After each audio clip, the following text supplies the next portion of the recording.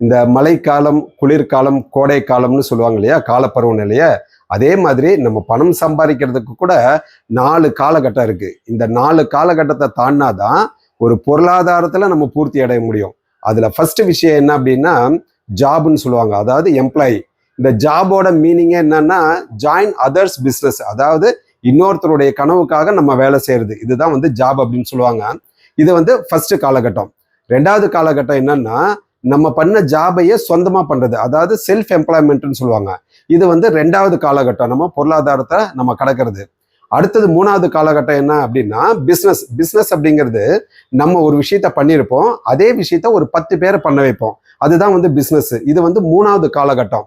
4வது காலகட்டம் என்ன அப்படின்னா இன்வெஸ்டர். நம்ம கிட்ட அபரிமிதமான பணம் இருக்கணும், அதை நம்ம அங்கங்க இன்வெஸ்ட்மெண்ட் பண்ணி வைக்கணும். இது 4வது காலகட்டம். இந்த 4 காலகட்டத்தை பொருளாதாரத்துல நம்ம யாரு கடக்கிறோமோ அவங்க தான் பொருளாதாரத்துல முழுமையான பூர்த்தி அடைய முடியும்.